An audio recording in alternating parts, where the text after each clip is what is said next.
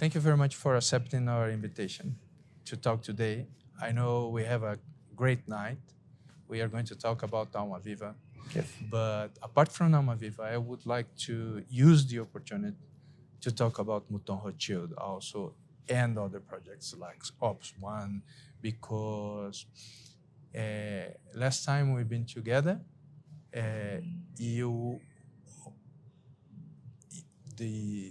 the company was not under your guidance and direction yet. Yes. Your mother was Yes. fortunately around, but then things changed and you are taking care of everything. Yes. So what was your idea? Well, I'm not taking care of everything. I make sure things take care of themselves. This is good. This is I have to tell you, to be very honest, I make sure that things take care of themselves. And then if they don't take care of themselves, then I can start thinking about them. What but I changed? just assume that things will take care of themselves because people are grown-ups and people, make their own decisions and make their own decisions for the better good of the company. Otherwise they wouldn't be working in the company. And what is important is not them, it's not me, it's the company itself. So as long as I have the feeling that the company is growing, that the company is stable, that the company is going in the right direction, that the company is taking the right decisions, I let them do it. I let them do it. They sometimes know better than I do. So the important thing in life is to work with people who can do things that you can't do. First of all, because you can't do everything. Secondly, because you don't want to do everything. And thirdly, because obviously they do it better than you do. So you might as well leave them to do it. And sometimes they do it much better than you do. So it's always good. That's true. But you come from a family of visionaries. Your grandparent, your mother. And so each one in their own moment took the right vision or a unique vision of the market and the wine world and decided to go in one direction and another direction. You are in this position right now to understand what is the future for the company and for each project. So I would like to understand what changed in your mind in the moment that this responsibility relies on you right now. As I was saying, I think what is important is not. They took decisions at their time, not as visionaries, but as decisions that they thought were good for the company itself, and for the wines that they were producing. I think that's the key word. The important thing is the wine. The important thing is the wine. The important thing is the people who drink it. The important thing is the people who make it. And I think because whatever happens, market changes, people change, generations change, and what is important is that they always had in mind, and I think that's what they did teach me from the beginning, is that they always had in mind the wine, the company, the wine, the product, the people who are making it and the people who will drink it. I think that's the most important, and that changes. That changes a lot. Coming back to your questions, first of all, the people who make it, it's becoming more and more difficult because of climate change, because of climate disruptions, because of people are more sensitive to the environment. So I think that for all these reasons, there's much more consciousness of the environment, of respecting, being respectful of the environment in the way you grow the vines, in the way you make the wine. And then there is an issue of climate evolution. I don't like to talk about climate change because climate has been changing for the last 2,000 years. So it didn't start to change yesterday.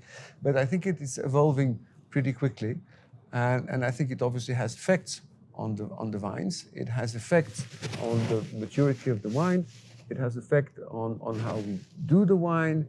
And I think all these things are very central issues today that did not exist at my mother's time and that did not exist at my grandfather's time.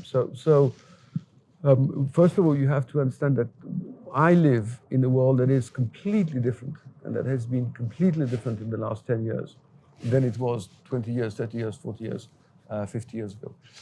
Secondly, I think that there is an evolution of the people who the wine market itself. In other words, because of you, because of media, because of the digital network, because of the press, because of journalists, we are as being in the group of the greatest wines in the world. Let's put it that way.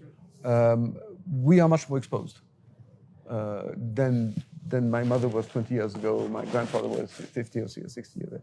We are hugely exposed because everybody, the digital.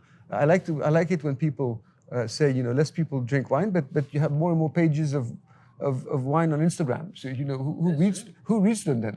If less people drink wine, why do you have more pages on Instagram? That doesn't make any sense. So, in other words, people love to talk about wine, and all the media, all the digital networks are very much alive on talking about wine, and it gives us, I wouldn't say pressure, but a much bigger attention to who we are, what we do, what image we want to give, the much bigger attention to details.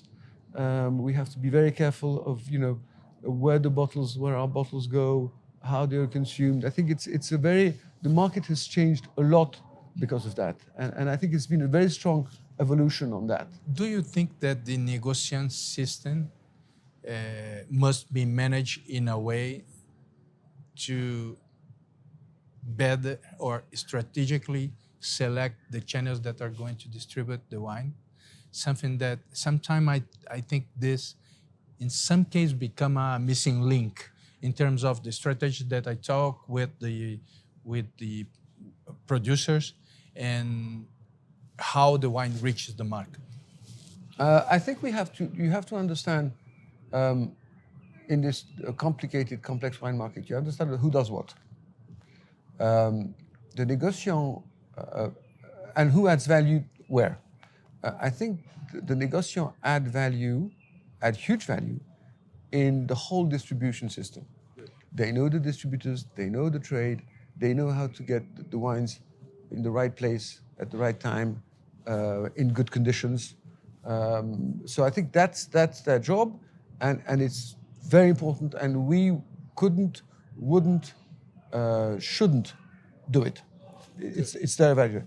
We have a responsibility in going on producing the greatest wines in the world, point one, and then putting the message through to the market, because that's not the role of the négociant.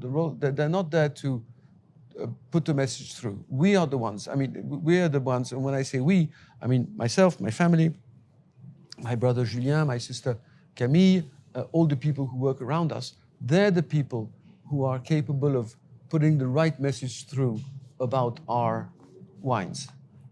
So if we wait for the négociants to do that, then we can wait for a long time. Okay. Then nothing will happen. So I think it's very important to understand who does what. That's the reason why I'm here today. We are here to really, again, do the greatest wines, continue to do the greatest wines in the world, and make sure we talk about them. Deliver the message. Deliver the message. I think that's very important. And we are clearly the ones. When I say we, again, the people around the family, they're the best people to do that. So I think that's. You always been a quality-driven producer, wine producer. Say that again. Quality-driven. Yes. Producer, and also you have always been very good in communication, in my opinion. Your grandfather with the labels, your mother was a born communicator, no? And so you, the company was based on this. So I think Rothschild as a whole is better prepared to deal with this generational change of being a communicator than other companies. Yes, you're right. We've always had, we are, I'm very lucky. It's always, there's a lot in great wines. Obviously, there's the wine technique and there's the technology and everything. But it's true that it's very important, and you're absolutely right. It's important to tell a story. And it's true that I have the chance of having a long story, a long family story, which is my grandfather, in other words, more than 100 years ago. I have the luxury, I would say, of having this fantastic family story that goes with the wine, that accompanies the wine, and that makes sure that this wine lives with the history of a family that has always been there to guarantee the quality of the wine, to talk about it and to guarantee the quality of the wine. And it is a great pleasure to have that capacity. And you're right, we've always been talking a lot about our wines. And my grandfather, and I think it's interesting because my grandfather, when he put in 1924, when he decided that Mouton had to be 100% in bottle and not anymore sold because before it was partly sold in bottle and partly sold in barrels.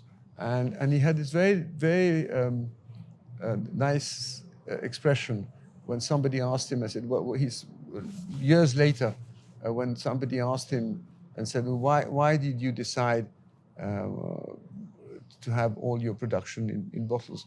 And he had this great answer. He says, because in each bottle there's a little bit of me. Nice. And I think it's exact, and I think today is the same. In each bottle there's a little bit of us. And I think that makes probably a mysterious difference with a wine that is not related to some sort of history, some sort of people, some sort of human beings. It gives a life to the product. And I think this little expression was very right to what is our link to the wine. Being each bottle a part of you, and it brings your concept of the wine. And this concept changed a little bit. The idea of what is the perfect wine in terms of, I will use design as an expression. Did it change it a lot? Do you feel some changes in this concept of design of wine? For instance, I travel abroad and I see people looking for basing the great wines more on acidity than in other kind of power to guarantee longevity. How do you feel this happening in the wines that you take care of? It's a very interesting question. First of all, a couple of things. First of all, we've always been hugely respectful of the terroir. I think that's really the basic thing. We are really in this activity to fight for authenticity. The terroir has to speak in itself. And I think the greatest winemakers that we surround ourselves with are the winemakers that are humble, modest, and don't speak instead of the terroir. They let the terroir speak. What they're there for is to interpret what the terroir is trying to say. And I think which is hugely difficult because they come with all their techniques and all their know-how and all their experience and everything. And all this know-how and experience and technique, they have to put it aside to be completely respectful of what the terroir wants to express.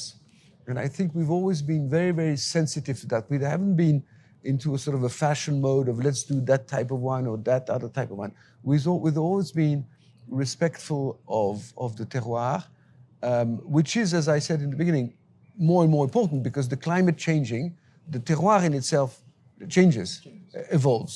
So we are trying to understand how it evolves, how it changes, what kind of expression it comes out with. The maturity of the vines is not the same today as it was 30 or 40 years ago. So there is a constant evolution. But the great winemakers that we surround ourselves with are the ones that really try and understand this evolution of the climate and to try and adapt their know-how, their experience, their technology, their techniques to that evolution of the terroir to really keep the terroir expressing itself. That's the first thing. The second thing, it gets done in the bottle. We don't do anything. Once the wine is in the bottle, it ages. Now, how it ages, why it ages, nobody has a clue. Anybody that tries to give you an interpretation, you can listen to him, but you might as well probably be wasting your time. I think this is the greatest magic about these great wines, is that they evolve in the bottle, they live in the bottle, and coming back to your question is, what do you want to where do you want to go with these wines? We don't want to go anywhere. They go where they want to go themselves. They don't need us to tell them where they have to go. Very good. They're in the bottle, they move along, and then once in a while we open the bottle, and it's all the time a discovery. I always have many questions of people who always ask me, what is your best vintage? I have no idea what is my best vintage. I keep drinking the same vintages, every 5 years or every 10 years. And whatever I drink from that same vintage is always different. 5 years along the line, 10 years along the line, 15 years along the line. Because all that happens in the bottle. It's like trying to tell your children, I want you to be like this and look like that and do this and do that. Once you've given birth, they do whatever they want to do. It's their life, Well, the wine is the same thing. It's his life. We do what we can do as best to express the terroir. We put it in the bottle, and then it's his life. He does whatever he wants to do, which is the huge excitement about wine, about these great wines, is that it's always a surprise. It's always something new. It's always a discovery. It's always an unexpected emotion. It's always something different.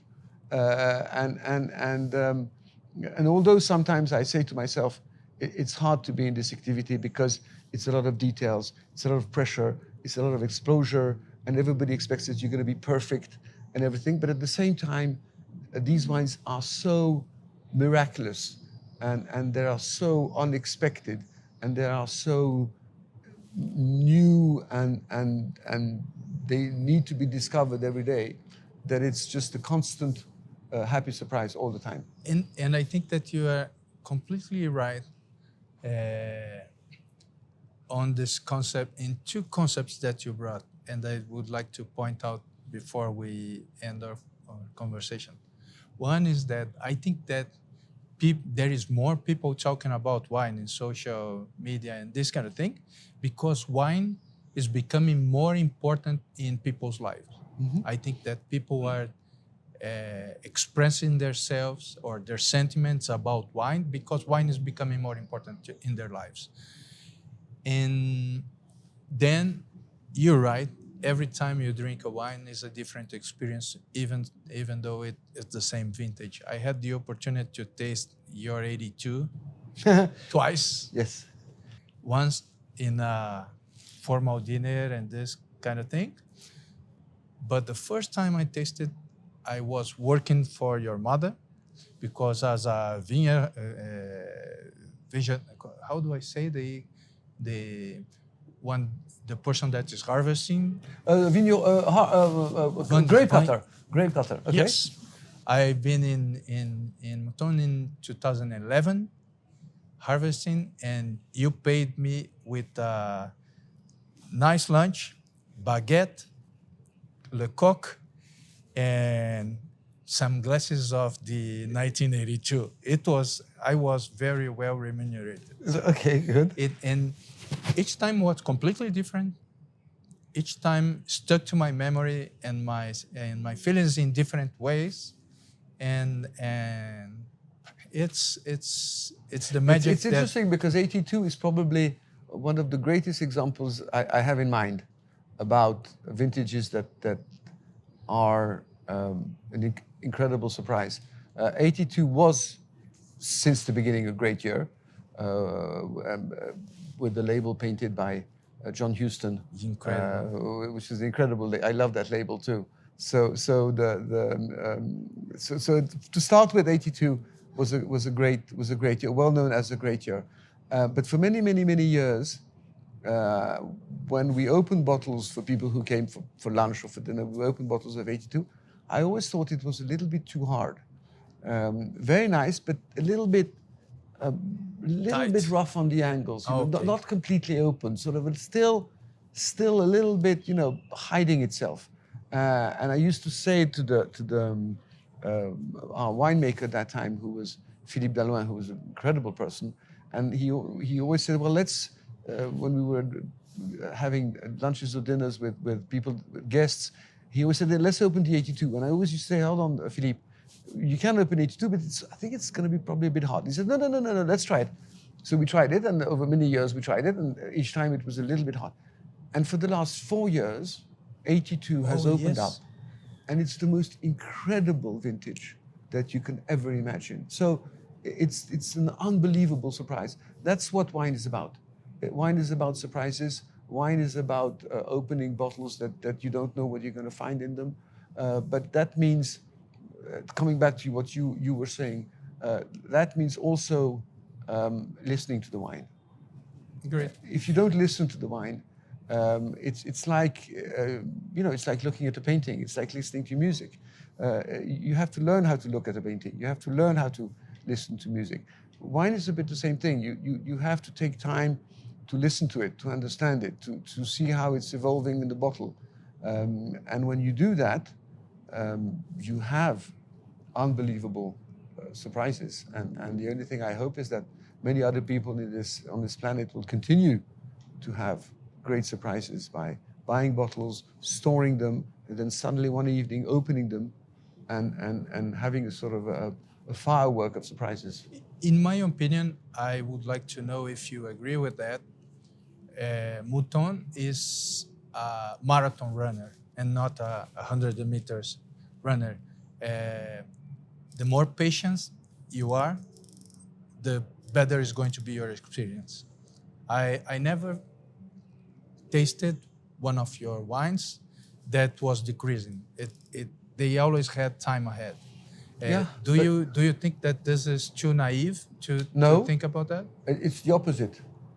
I think patience is the biggest luxury you can give yourself in today's world, because nobody's patient today. Everybody wants things to go very quickly, very fast, and they want to be famous in 15 minutes. They want to be well known in 20 minutes. They want to understand the history of a country by going on internet in 5 minutes. Patience is something that it's becoming a big challenge today. It's something that people tend to forget, and probably wine puts things back into position. Is that if you are not patient, whether you're making wine actually, or whether you're collecting it, or whether you're drinking it, if you're not patient, then you will never really understand what great wines are about.